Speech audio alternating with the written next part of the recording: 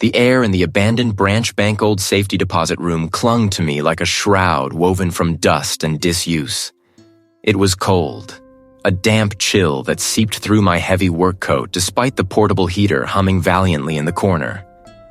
The room itself was a relic, a concrete bunker within a larger, decaying structure. Steel doors, scarred and heavy, stood ajar, revealing rows of empty, tarnished brass boxes where fortunes once rested. Now, only silence and the faint metallic tang of aged iron filled the space. This was my sanctuary, my chosen crucible for truth, far from the hurried judgments of the outside world. My workstation was an island of modern technology amidst the decay. A high-resolution monitor glowed with stark images. A specialized microscope sat ready, and an array of evidence bags meticulously labeled lay arranged on a sterile sheet. I preferred this isolation. It allowed me to see, truly see, without the noise of assumptions or the pressure of a ticking clock. The subject of my current scrutiny was Elias Thorne, the tech mogul whose name had dominated headlines for the past week. His death, initially reported as a tragic fall at his sprawling lakeside estate, had been swiftly categorized as accidental by the initial responders. The official report, a dense file I had already committed to memory, painted a picture of a man, perhaps a little too fond of late-night brandies, losing his footing on a grand marble staircase. A simple, sad story, easily digestible by the public. But my gut, that ever-reliable compass, pointed north when everyone else was looking east. I leaned closer to the monitor, adjusting the zoom on a wide-angle shot of Thorne's main foyer. The marble staircase ascended gracefully, its polished surface reflecting the opulent chandelier above. The scene, as captured by the crime scene photographer, was immaculate. Too immaculate. There were no overturned objets d'art, no scuff marks on the pristine walls, no shattered remnants of a dropped glass. I muttered to myself, the word tasting like ash. Too clean. The initial attending detective, a seasoned veteran with a reputation for efficiency, had called me earlier, his voice tinged with a mild exasperation I'd grown accustomed to. "Cole, it's open and shut. An old man, a lot of money, a few too many drinks. Happens every day." "Every day, perhaps," I'd replied, but rarely this perfectly. He'd scoffed good-naturedly. "What are you looking for, a phantom assassin?" The man's 82, Jensen. His body finally gave out. 82, yes, I'd conceded, but according to his last physical, remarkably spry for his age. No history of cardiac events, no debilitating conditions, and the security footage. It's blank for the critical hour. The detective had paused then, a flicker of something in his tone. "System glitch. Happens." I knew better than to argue further on the phone. Arguments were for facts, and I was still sifting through the grains of sand for the first stone. Now I toggled to a close-up of Thorne's hand. His fingers were slightly splayed, palm facing upwards. There was a faint, almost imperceptible discoloration on the distal phalanx of his index finger, a pale bruise no larger than a lentil. The initial report chalked it up to incidental contact during the fall. My eyes narrowed. It was too regular, too defined. Not a scrape from marble, which would be jagged, but a pressure mark. I scrolled through the subsequent images, focusing on the surrounding floor. The rug, a Persian antique, lay undisturbed. No fibers were pulled, no fringe disheveled. If a man of Thorne's stature, even an elderly one, had tumbled down a flight of stairs, there would be some sign of a struggle, a desperate grab. The physics simply didn't align with the pristine tableau. My gaze drifted to the edge of the frame, to a small, ornate side table near the foot of the stairs. On it sat a crystal decanter and 2 brandy snifters. One was half full, the other empty. The empty one was placed slightly askew, closer to the edge of the table than its partner. It was the kind of detail most people would never notice. A millisecond aberration in an otherwise perfectly composed scene. but it snagged my attention. A man drinking alone wouldn't typically use 2 glasses, nor would he leave one precariously close to the edge of a table if he was prone to stumbling. I felt a subtle tightening in my chest, a familiar prickle of unease that always preceded a deeper dive. The official narrative was a smooth, polished stone, but I could feel the microscopic cracks beneath its surface. Someone had gone to great lengths to make this look like an accident. The very cleanliness of the scene was its loudest scream. Switching to the microscope feed, I began examining the minute fibers collected from Thorne's clothing, specifically from the cuff of his silk robe, which had been gently snagged on a protrusion of the marble. The initial sweep by the first responders had found nothing unusual, just common household dust and clothing fibers. But I wasn't looking for the obvious. I was looking for the anomalous, the foreign, the speck of truth hidden in plain sight. The first few slides revealed nothing remarkable. Then, on the 4th slide, under extreme magnification, I saw it. A single, almost translucent filament, impossibly thin, interwoven with the silk. It wasn't cotton, wasn't wool, wasn't any common synthetic fiber. Its molecular structure, as I cross-referenced it with my digital database, hinted at something exotic, something high-tech. It was the kind of material used in specialized cabling, in cutting-edge circuit boards, perhaps even in advanced medical prosthetics.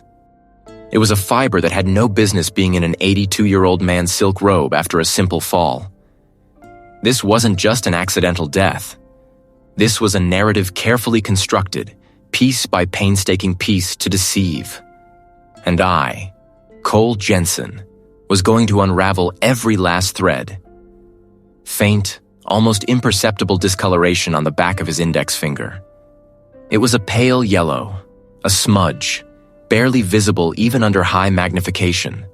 The initial report chalked it up to environmental residue, dust, or perhaps even a bruise forming post-mortem. I wasn't convinced. Dust settled evenly. Bruises had a different spread. This was concentrated, a distinct mark. My desk lamp hummed, casting a sterile glow over the images. The silence of the lab at this hour was a familiar companion, broken only by the whirring of equipment down the hall. I leaned back, rubbing my eyes. Initial ruling. Accidental carbon monoxide poisoning from a faulty generator he was supposedly repairing. A tragic, self-inflicted end to a respected public servant. The lead detective had been quick to close the file, citing no evidence of foul play. But my job wasn't to accept narratives. It was to chase every ghost of a fact. The next morning, I was back at my workbench, the microspectrometer humming softly beside me. The small sealed bag containing the fingernail clippings from Thorne's left hand lay before me, carefully labeled. The faint discoloration I'd spotted on the digital images had been too subtle for initial collection, overlooked by the hasty sweep. But I had requested a more thorough sampling. I extracted a single clipping, no bigger than a grain of rice, using a pair of ultra-fine tweezers. Under the microscope, the pale yellow smudge resolved into something more intricate. It wasn't uniform. It was a cluster of microscopic fibers, interwoven, almost like a miniature frayed knot. My breath hitched. This wasn't dust. This wasn't a bruise. I carefully transferred the clipping to the sample holder of the microspectrometer.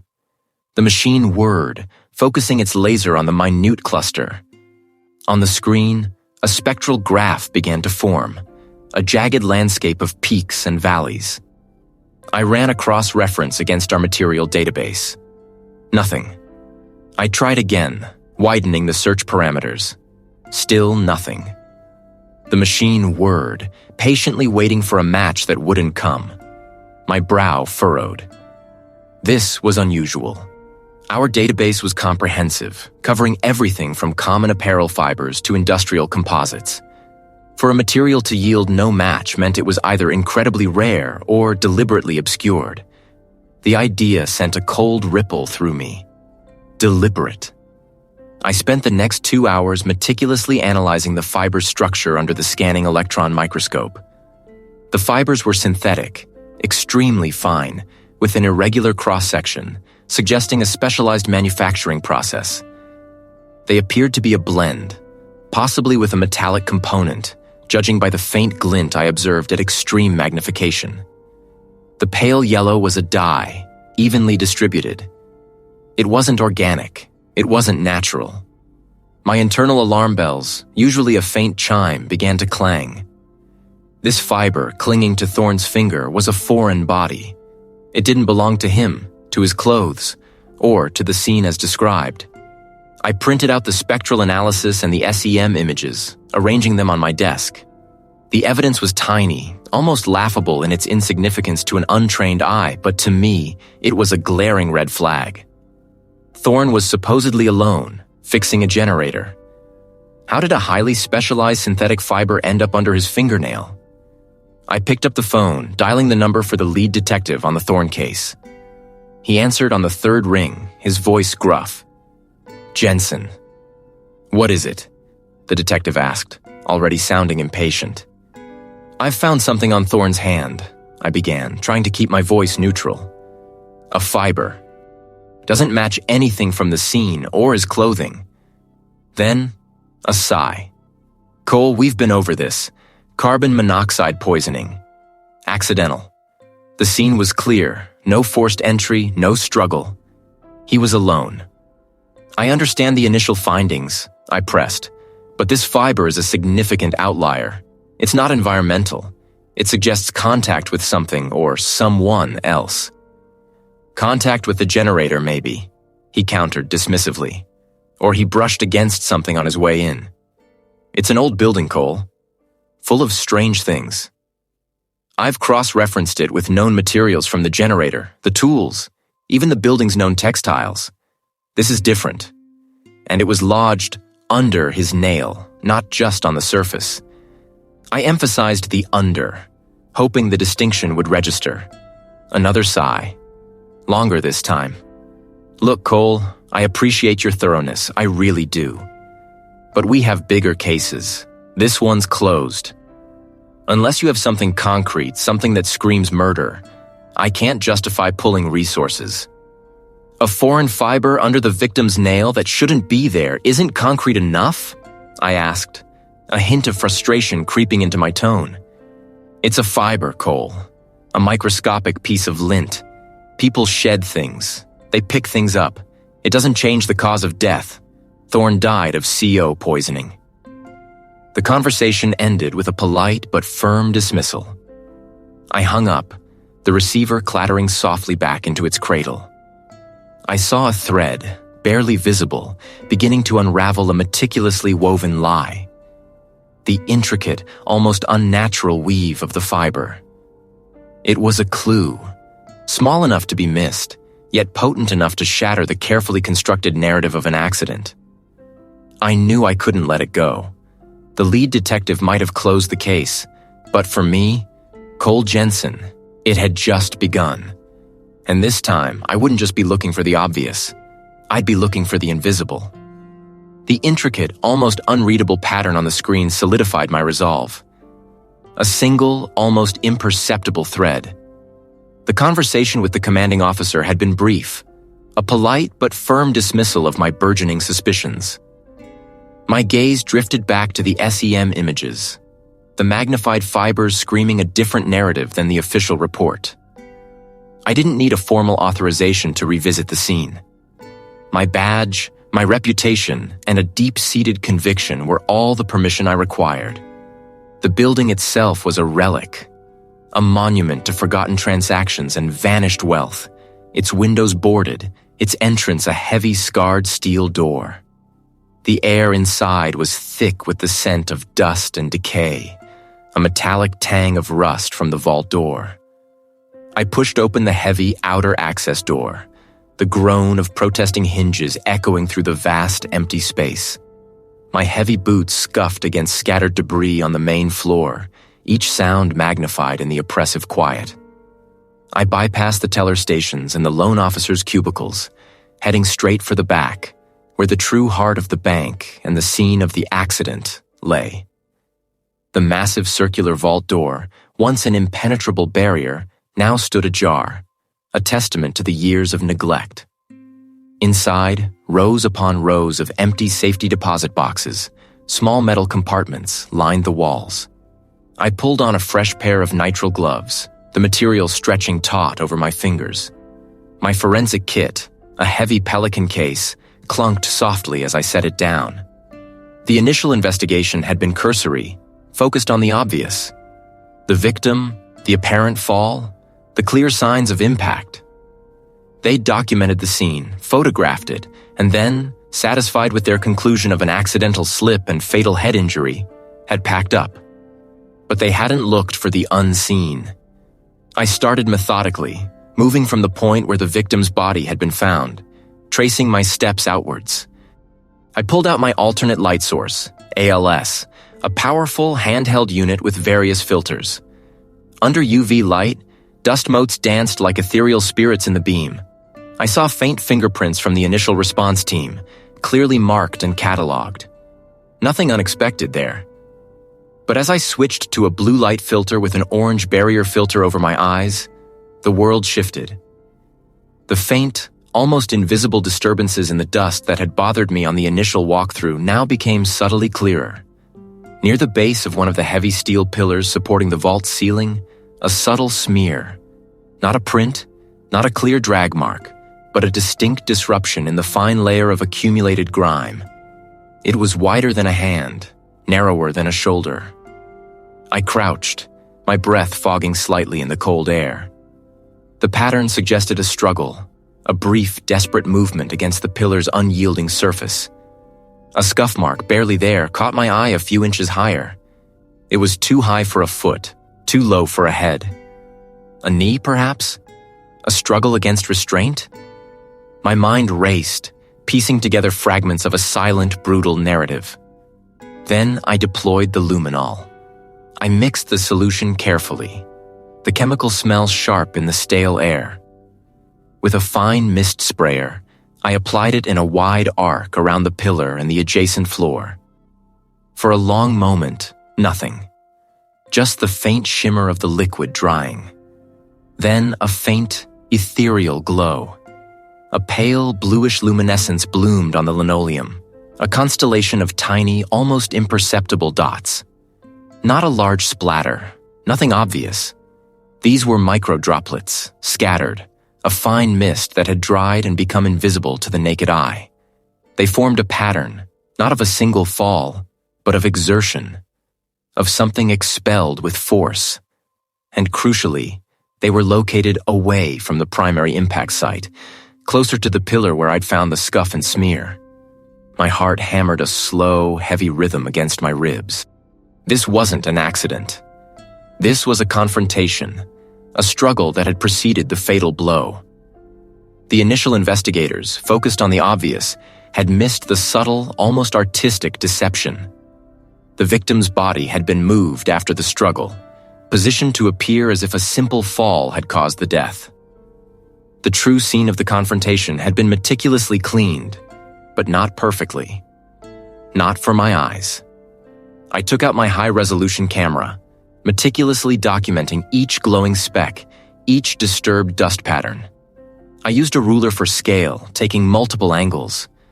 This wasn't just a hunch anymore.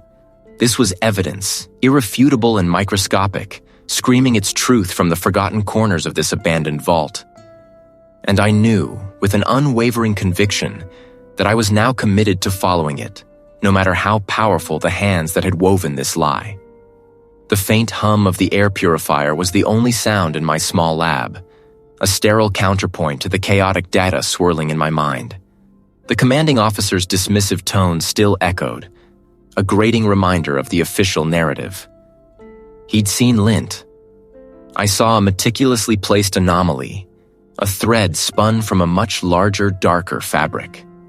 I leaned closer to the microscope, adjusting the focus on the barely visible fiber.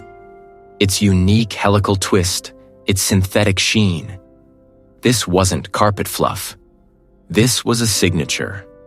My current findings, however compelling to me, were not enough to overturn a ruling of accidental death, especially one already closed. I needed more. I needed a reason why someone would go to such lengths. The victim, a man named Marcus Thorne, had been reduced to a set of circumstances, a location, a cause of death. But who was Marcus Thorne? What had he done or known that could provoke such precise, deadly attention? I pushed away from the bench, the fluorescent lights reflecting off the polished steel.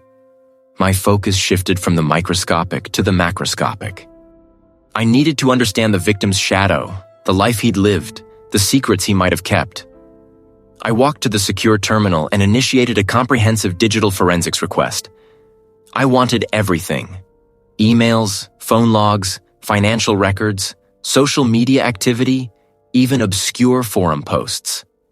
I flagged it as high priority, attaching my preliminary findings on the fiber to underscore its urgency, knowing full well it would raise eyebrows in the records department. A few hours later, a junior data analyst, a young woman with a perpetually harried expression, appeared at my lab door. She held a tablet, her knuckles white. "Cole, these are unusual." I gestured her in. "Unusual how?" "His finances." On paper, Marcus Thorne was moderately successful, a mid-level executive. But there are significant, unexplained cash transactions, large sums, inconsistent with his declared income, and a series of encrypted communications with unregistered numbers, nothing traceable to a legitimate business. She swiped through screens, displaying a dizzying array of ledgers and call logs. The oddest thing, though, is a recurring GPS coordinate. It's been accessed from his personal device, his work laptop, and even an old burner phone we found in his apartment. My gaze sharpened. A single coordinate? Repeatedly, almost like a check-in point or a destination he was tracking. She zoomed in on a map overlay. My mind immediately connected it to the unexplained cache, the encrypted calls. A clandestine meeting spot? A hidden cache? The possibilities unfurled, each more intriguing than the last. This was it. The first real crack in the official story. "Get me the access history for that location," I instructed, my voice low. "Any security footage, even defunct systems, anything." The data analyst nodded, already tapping furiously on her tablet. On it. By late afternoon, I was driving. The address led me down a crumbling service road, past overgrown fields and derelict warehouses. The air hung heavy with the smell of damp earth and decay. I parked a discreet distance away, grabbing my toolkit and a powerful flashlight. The main entrance was sealed with corrugated steel, but a side door, rusted on its hinges, offered a way in. I squeezed through the narrow gap, my boots crunching on broken glass and loose debris. Inside, the bank lobby was a skeletal echo of its former self. The teller stations were stripped bare, wires dangling like dead vines. I navigated the labyrinthine corridors, guided by the faint glow of my flashlight. The room was small, a claustrophobic cube lined with hundreds of empty steel boxes. My flashlight beam cut through the gloom, sweeping across the rows of dull metal. Most of the boxes were open, their contents long gone, dust-laden emptiness within. But one was different. Midway down the second row from the floor, a single safety deposit box remained closed. Its number, partially obscured by grime, read 314. I knelt, examining the lock. It wasn't forced, nor was it open. It appeared to have been deliberately secured, perhaps recently. The latch gave way. I pulled the box open, my breath catching. Inside, nestled on a faded velvet lining, was a small, leather-bound journal and a single, intricately carved wooden chess piece. A black knight. The journal's cover was blank, but the first page held a name. Elias Vance. Elias Vance. Vance was a powerful industrialist, a man whose name was synonymous with influence and ruthlessness, someone far removed from a mid-level executive. Thorne wasn't just a victim, he was a pawn, and pawns, I knew, often had secrets that could bring down kings. I carefully photographed the contents, then slipped the journal and the chess piece into an evidence bag. This was no accident. This was a carefully orchestrated elimination, and the preliminary list of potential suspects was no longer confined to small-time grudges. I retraced my steps, the weight of the evidence heavy in my hand. My investigation had just shifted from a closed case to a very, very dangerous game.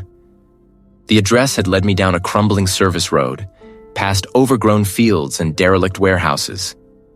A gust of wind kicked up dust devils in the overgrown parking lot, rustling the skeletal branches of a lone oak. My boots crunched on shattered glass as I approached the heavy steel-plated door that hung slightly ajar, a silent invitation into the building's hollowed-out core.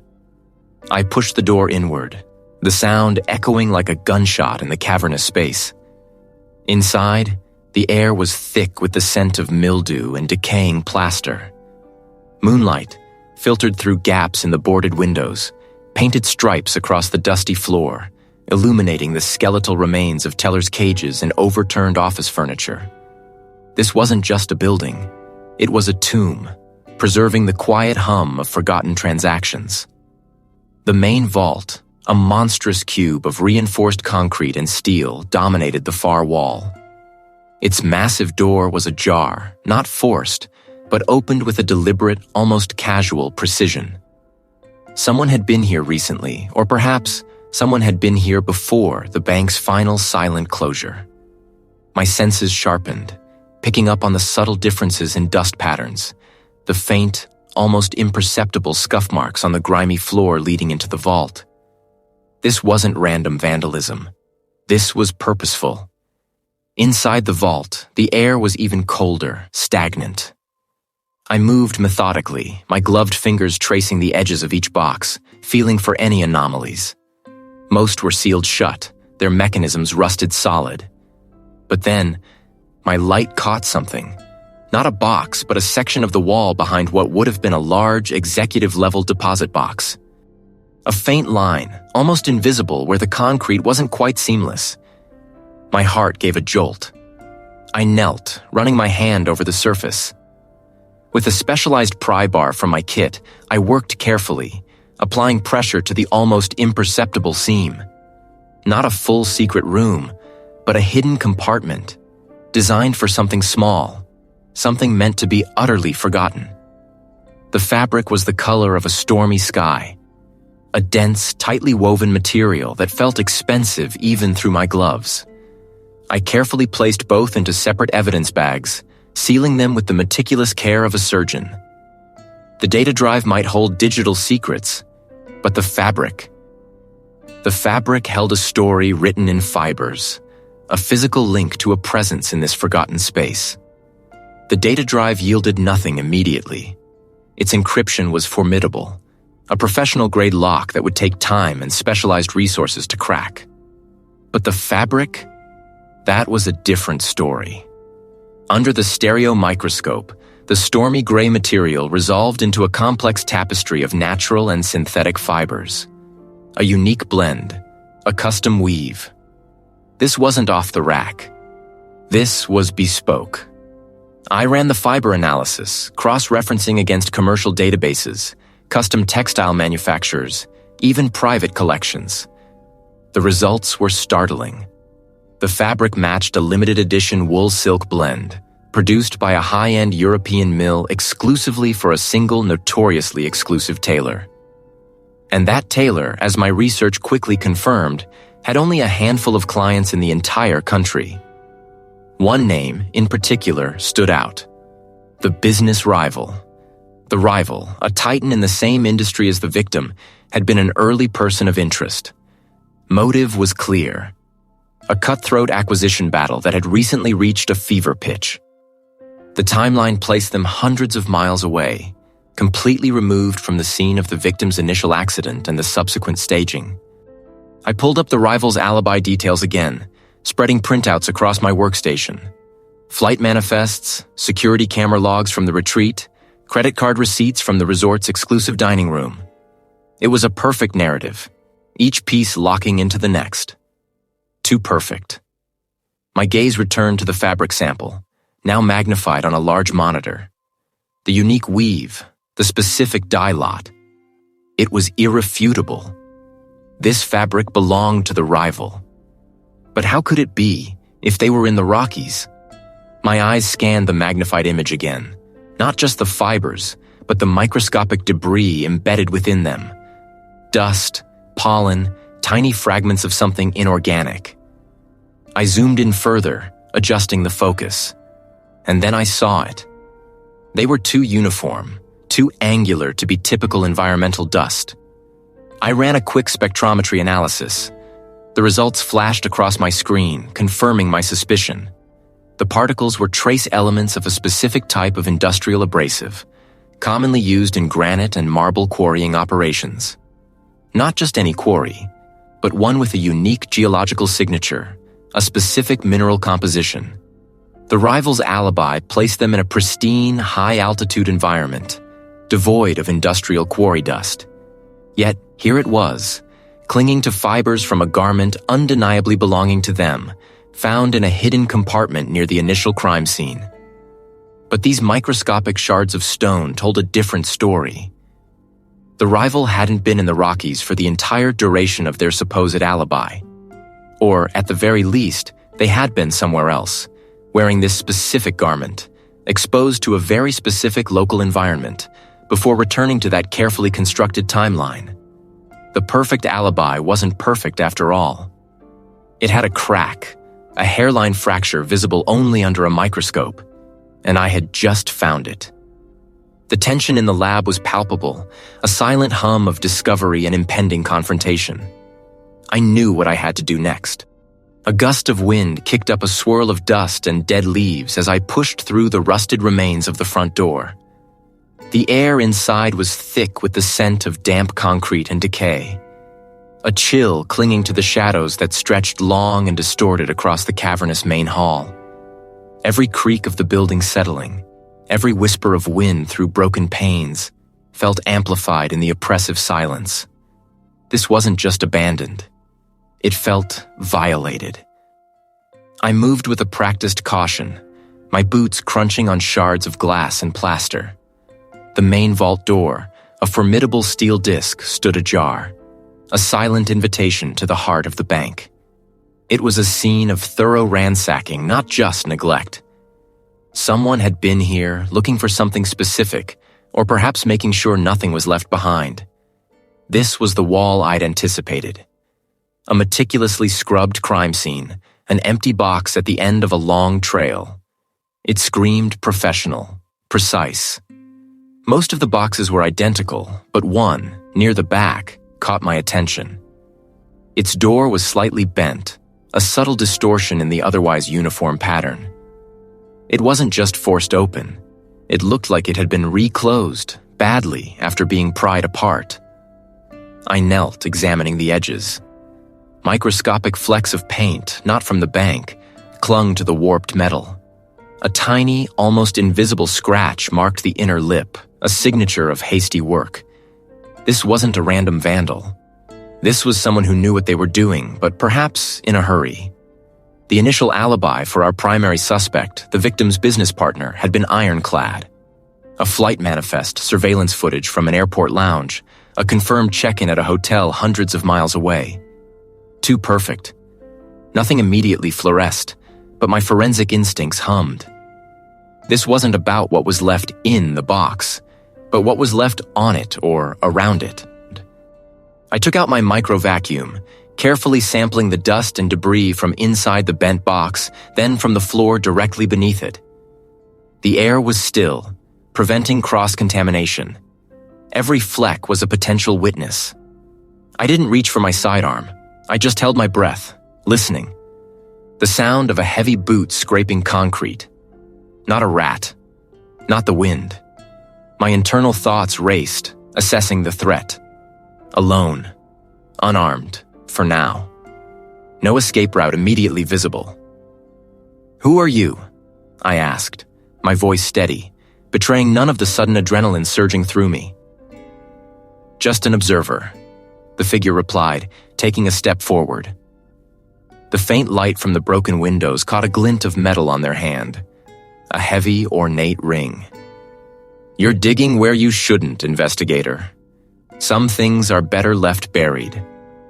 The message was clear. This wasn't just a simple murder anymore. This was a warning, delivered personally, in a place specifically chosen for its isolation. My initial theory of a desperate individual's clumsy cover-up had shattered. This was a conspiracy. Multiple parties, perhaps powerful ones, were involved. The truth usually finds its way out, I countered, trying to gauge his intent, his next move. He chuckled, a dry, humorless sound that echoed eerily. Sometimes the truth is just another lie, told by the wrong person. He paused, then added, "Your chemical signature, for instance. You'll find it quite unique." My breath caught. He knew. He knew about the unique chemical signature I'd found at the original scene, the one I hadn't even fully identified yet, the one that pointed to something beyond common household products. He knew I was looking for it. This wasn't just a warning. It was a deliberate taunt, confirming his involvement and his knowledge of my investigation. It also told me he was likely responsible for planting it, or knew who was. I didn't pursue. Confrontation wasn't my expertise, evidence was. The micro-vacuum in my hand suddenly felt heavier. The unique chemical signature, likely a specialized industrial solvent or an obscure compound, was no longer just a forensic puzzle. The wall hadn't held. It had just revealed a much deeper, much more dangerous labyrinth beneath it. I had my new direction, and a very real sense of urgency. My mind, however, wasn't on the decay around me, but on the chilling message from the previous encounter. He knew. The unique chemical signature, the one I hadn't even fully identified, was already on his radar. It wasn't just a warning, it was a deliberate taunt, a twisted game of cat and mouse where the opponent held too many cards. I found the digital specialist hunched over a bank of monitors, fingers flying across a keyboard with an almost surgical precision. The specialist, younger than me by at least a decade, had a focused intensity that bordered on obsessive, a trait I respected deeply in this line of work. Cables snaked across the grimy floor, connecting laptops and external drives to a central processing unit that pulsed with a soft blue light, a beacon of modern inquiry in this mausoleum of forgotten commerce. "Anything?" I asked, my voice cutting through the quiet hum of the machinery. I leaned against a rusted safe deposit box wall, the cold metal seeping through my jacket. The scent of ozone and old paper was thick in the air. The specialist didn't look up immediately, their eyes glued to a cascade of green text scrolling across a screen. Working through the victim's cloud backups, it's like peeling an onion coal. Layers of encryption, deleted files, fragmented data. They were careful, or someone was careful for them. A sigh escaped them. Most of the surface-level stuff, social media, personal emails, is mundane, perfectly normal. That's always a red flag, isn't it? Too normal. I nodded, my gaze sweeping the room. The sheer weight of the vault door still ajar seemed to mock our efforts, a symbol of impenetrable secrets. What about the financial records? Any unusual transfers, large sums, offshore accounts? That's where it gets interesting. The specialist finally turned, pushing a pair of thin-rimmed glasses higher on their nose. Hundreds of them, spread over the last 8 months, all under $500. Too small to trigger any immediate red flags for conventional banking algorithms, but too numerous to be random purchases. Microtransactions? To where? I pushed off the wall, moving closer to the glowing screens. "That's the ghost in the machine," the specialist explained, gesturing to a complex web diagram on one of the monitors. Nodes connected by thin lines, some solid, some flickering. No clear beneficiary, no public records. It's a classic money laundering funnel, but on a scale that suggests a network, not just an individual. My mind raced. Microtransactions, carefully laundered, pointing to a central hidden recipient. This wasn't about a personal grudge or a simple business dispute. This was organized. Can you trace the origin point of those shell corporations? The registered directors? Anything? The specialist shook their head, a grim line forming on their lips. That's the problem. They're all paper entities, registered to P.O. boxes, using anonymized digital identities. The only common denominator is the pattern, the method of transfer. It's highly sophisticated, designed to be invisible unless you're specifically looking for this kind of anomaly. Then, a sudden chime from one of the screens. A new window popped up, displaying a string of alphanumeric characters. "Wait," the specialist murmured, leaning in, their fingers flying again. I was running a deep scan on the victim's deleted files, cross-referencing against known encryption keys. I think I just hit something. The scrolling text on the screen began to resolve, lines of code coalescing into fragments of what looked like an encrypted message. A progress bar slowly filled. This was it. The real data, hidden beneath layers of digital obfuscation. The specialist's brow furrowed in concentration. It's a secure chat log, heavily encrypted, but I'm chipping away at the decryption key. The only sounds were the whirring of the server and the rapid clicks of the keyboard. Finally, the last segment of the progress bar filled. It's not plain language. It's a cipher. But I recognize the structure. It's a variant of a known commercial encryption protocol modified for custom use. Give me a minute. Minutes stretched into an eternity. The microtransactions, the sophisticated laundering, and now a coded communication deleted moments before the victim vanished. This wasn't just a staged accident. It was a deliberate silencing. Finally, the specialist let out a sharp intake of breath. "Cole, look at this." They highlighted a segment of text on the screen, now partially deciphered. Delivery confirmed. Location, Sector 7. Package secure, awaiting next phase. Target identified. Elimination protocol active. My eyes widened. Sector 7, Elimination protocol. This wasn't about money. It was about something far more sinister. The digital specialist zoomed out on the screen, revealing the full context of the chat log. And the sender's ID, though obfuscated, had a recurring pattern, a digital signature that the specialist had flagged during the microtransaction analysis. It's a command and control server. And judging by the sophistication of the encryption and the nature of the directives, we're not looking at a small-time operation. This is professional. And our victim wasn't just a target.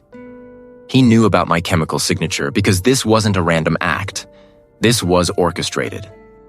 And I had just stumbled into the digital heart of something that could crush me, just as easily as it had crushed the victim. A cold dread had seeped into my bones, replacing the simmering anger from before. This was orchestrated. The realization solidified into a heavy, metallic taste on my tongue. They were watching me. The place was a mausoleum of forgotten aspirations, a skeletal structure of reinforced concrete and rusted steel. Dust motes danced in the anemic shafts of light, piercing the grimy barred windows, illuminating the decay. The air hung thick with the smell of damp plaster and the faint, coppery scent of old pennies. I'd chosen it specifically for its isolation, its forgotten status.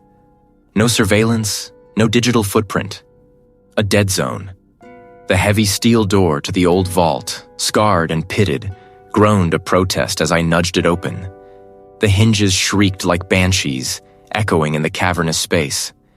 This was where I'd stashed the secure drive, the one containing the raw data from the initial scene, before anyone could scrub it clean.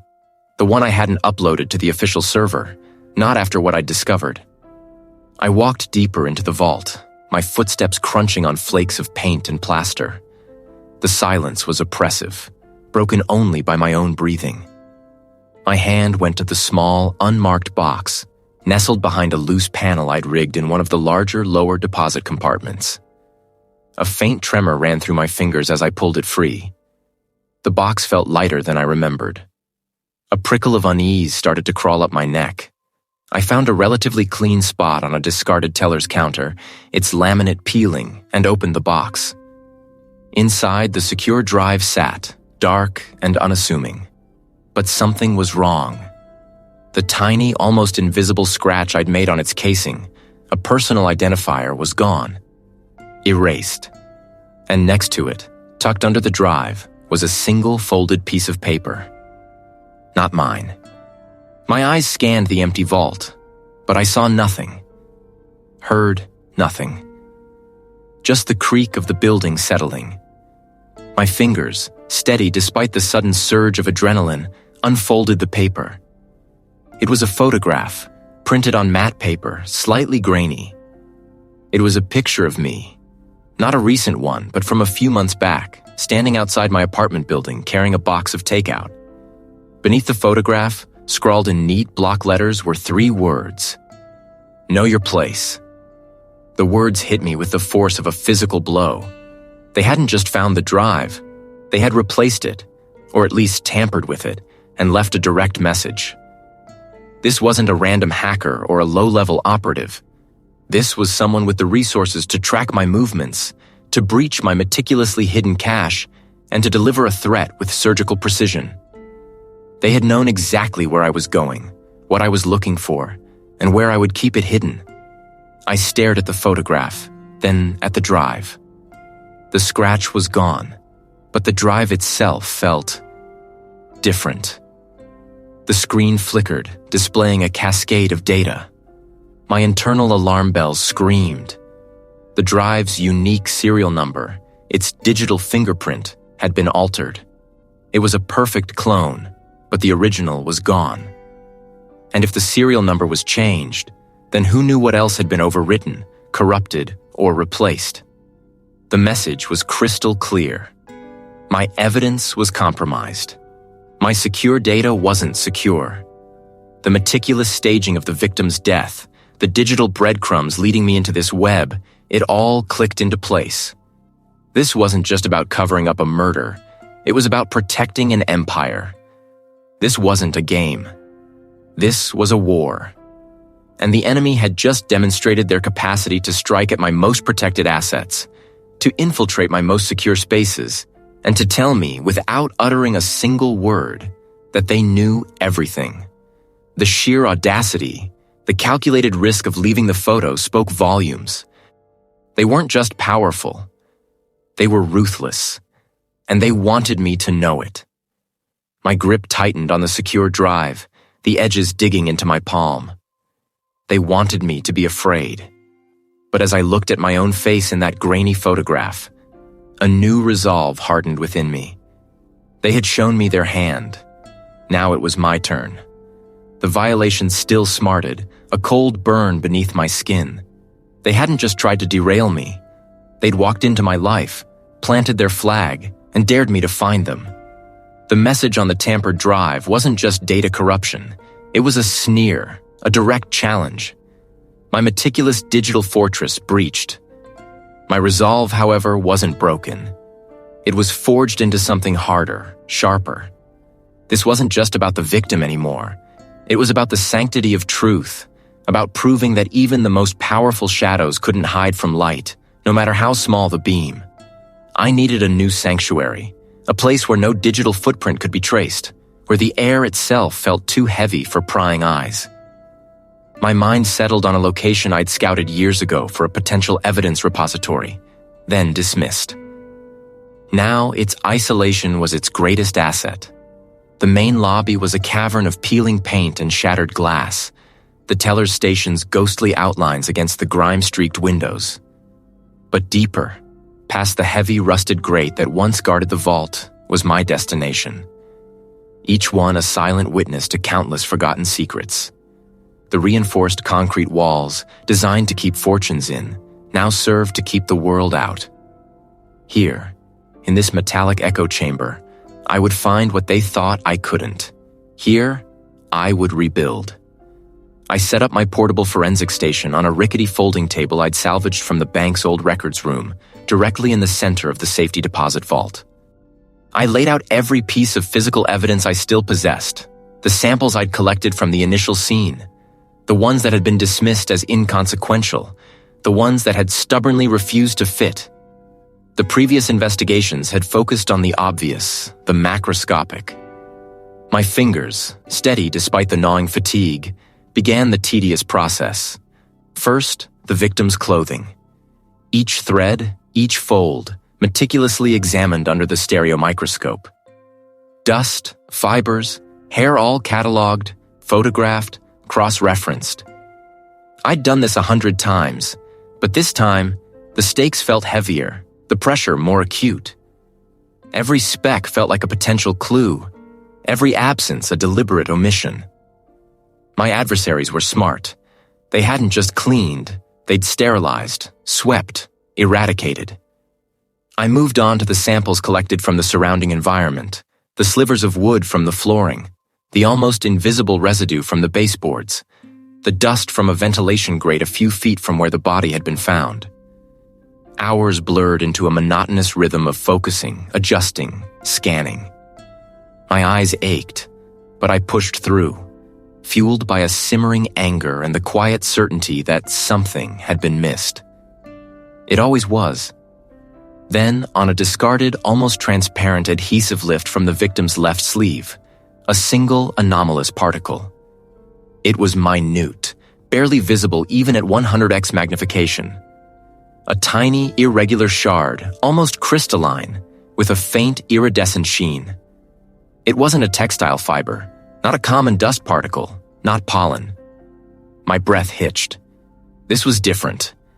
I carefully transferred it to a fresh slide, adjusting the magnification to 500x. Its structure resolved into a complex, almost fractal pattern. It was ceramic, but unlike any common ceramic I'd encountered. Its edges were sharp, almost too perfect, suggesting a highly controlled fracture. Its color, a muted, almost pearlescent gray, was unusual. I spent the next hour cross-referencing it against every known database, every industrial byproduct, every natural mineral I could access through my encrypted satellite link, filtering out the noise, narrowing down the possibilities. Nothing. Not a single match in the common databases. This was either incredibly rare or highly specialized. My mind raced, connecting the dots of previous observations. I remembered a vague mention in an old, unclassified technical paper about a new generation of high-temperature ceramic composites used in extreme environments. Materials designed for aerospace, for high-performance industrial applications, for things that needed to withstand incredible heat and pressure. I adjusted the microscope again, pushing the magnification to its absolute limit. At 1000x, the particle's surface revealed microscopic striations, a subtle texture that spoke of its manufacturing process. This wasn't naturally occurring. This was engineered. And then, the breakthrough. I recalled a specific, obscure patent application I'd once stumbled upon during an unrelated investigation, detailing a proprietary high-temperature furnace lining.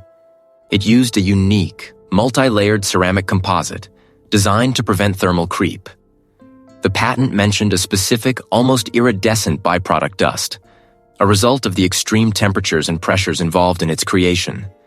I pulled up the old patent, cross-referencing the spectral analysis I was running on the particle. The chemical composition, the crystalline structure, even the subtle pearlescent hue they matched. It was a perfect, irrefutable correlation. This ceramic particulate was not just rare, it was unique. It originated from a very specific industrial process, one that, to my knowledge, was only conducted at a handful of highly specialized facilities globally. And one of those facilities, I now realized with a jolt that sent a tremor through me, was connected to the powerful figures I suspected were behind this elaborate cover-up. This wasn't an accidental death. This wasn't just a meticulously staged scene.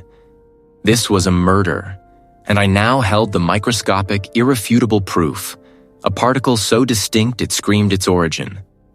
The final piece. I had found their ghost, and now they would know I was coming for them. My meticulous digital fortress had been breached, but it only served to sharpen my resolve, honing it to a razor's edge. There was no turning back now. The pieces were all in place, finally. I clutched the heavy, reinforced briefcases, the metal cold against my gloved fingers. Each one held a carefully indexed universe of proof.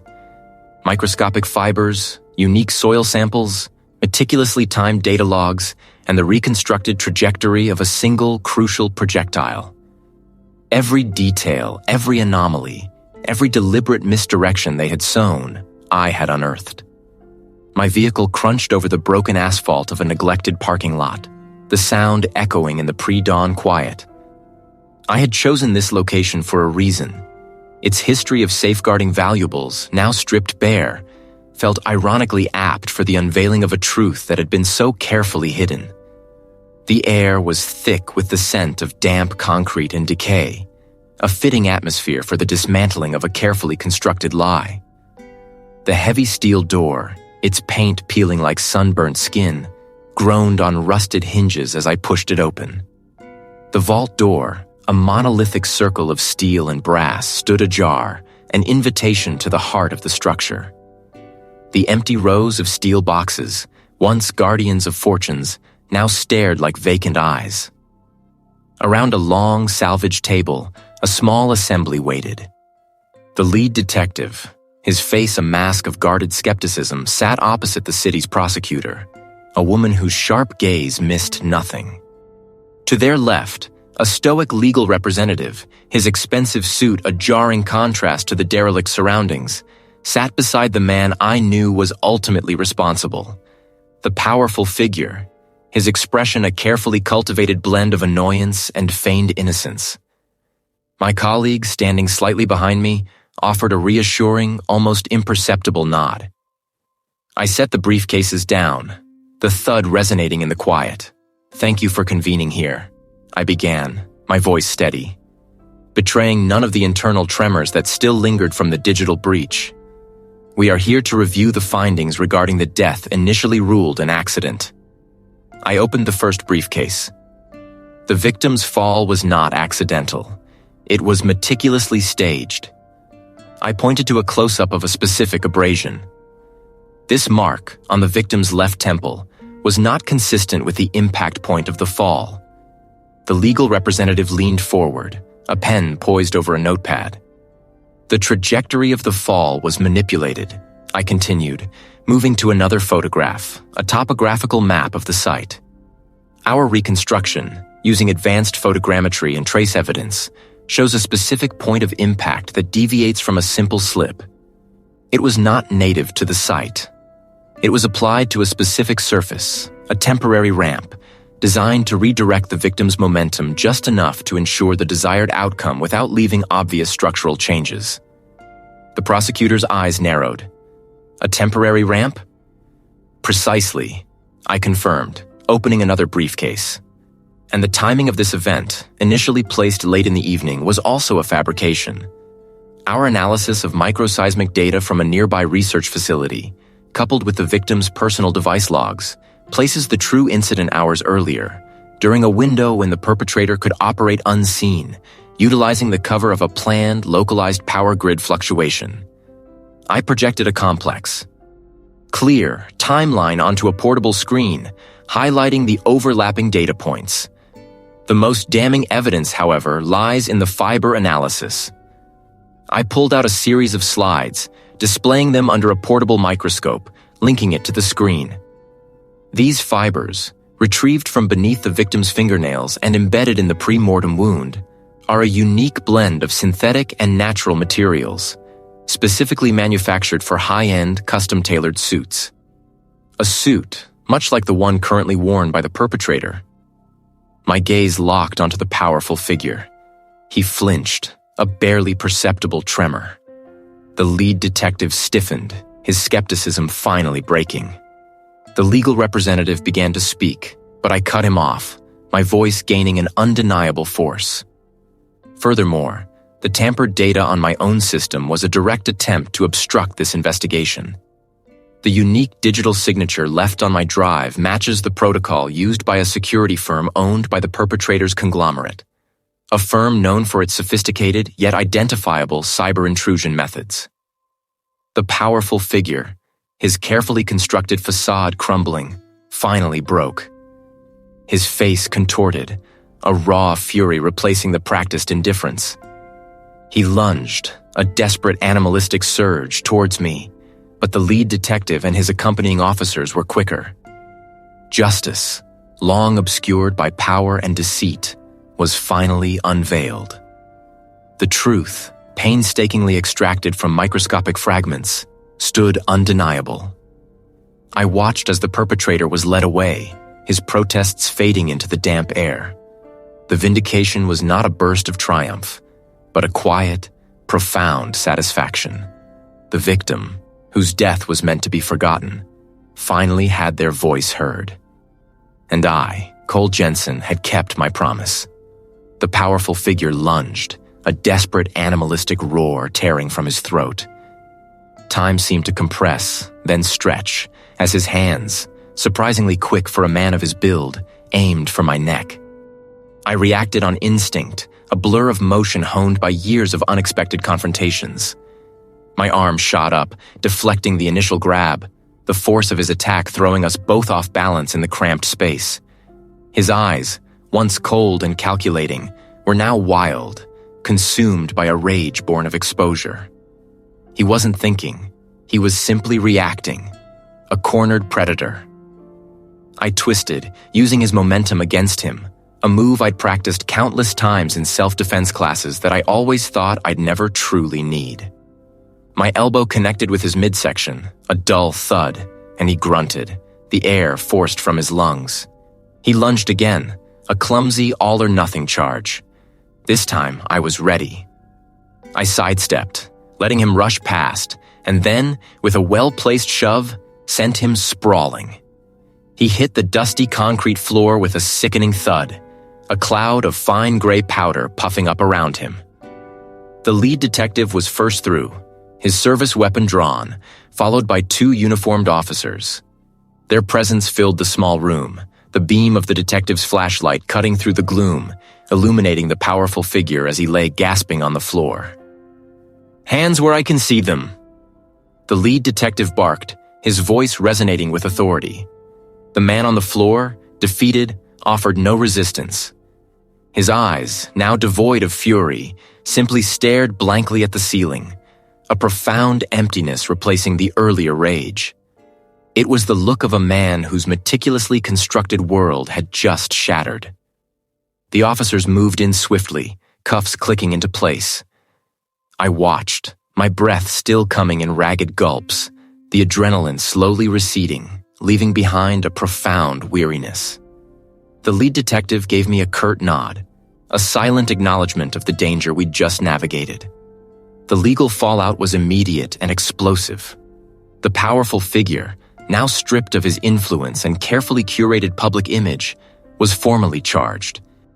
My testimony, backed by the irrefutable forensic evidence, the microscopic fibers, the carefully analyzed soil particles, the precise trajectory of the impact that was never an accident, formed the bedrock of the prosecution's case. The press, initially skeptical, then ravenous, devoured every detail. The narrative of an accidental death, spun so artfully by the defendant's team, crumbled under the weight of scientific truth. The public reaction was a maelstrom. Outrage, disbelief, and finally, a collective sense of vindication for the victim and their family. I found myself, for a brief, uncomfortable period, the reluctant face of the investigation, my name and face splashed across news channels. It was an unwelcome spotlight, but one I endured, knowing that the attention served a greater purpose, ensuring the truth was not buried. The trial, when it finally arrived months later, was swift and decisive. The jury, presented with a mountain of evidence that left no room for doubt, delivered a guilty verdict. Justice, though slow, had found its way. Weeks bled into months. The relentless pursuit, the sleepless nights spent hunched over a microscope, the constant mental chess match against a cunning opponent, it all exacted a toll. I found myself staring out of my lab window more often, watching the city move below, the same city where a life had been so casually extinguished. There was a profound satisfaction in the resolution, a deep-seated relief that the victim's memory had been honored. But there was also an ache, a quiet exhaustion that settled deep in my bones. Justice, I reflected, was not merely about conviction. It was about the meticulous, often thankless process of rebuilding a shattered narrative, piece by microscopic piece. My role was to provide the facts, to let the evidence speak. And in this case, it had screamed. The cost, though, was personal. The lines between my work and my life had blurred, leaving me perpetually on edge, constantly searching for the unseen detail even in mundane moments. One afternoon, as the scent of a fresh chemical reagent hung faintly in the air of my lab, a colleague approached my desk. He was carrying a slim file, its manila cover worn at the edges, hinting at years of neglect. "Cole," he began, his voice low, "I know you just wrapped up the high-profile one, but this came across my desk. It's an old one, very old. Not enough evidence to even call it an investigation, really, just..." My initial instinct was to decline, to seek a moment of genuine quiet. But then my eyes drifted to the faded label, the dates stretching back almost 2 decades. A forgotten story, a challenge. The weariness was still there, a dull thrum beneath my skin, but something else stirred. It was the familiar pull of the unknown, the irresistible call of the unseen details waiting to be discovered, to finally speak. I picked up the file. Its edges felt rough under my thumb. "Let's see what they missed," I said, a faint, determined smile touching my lips. The work, it seemed, was never truly done.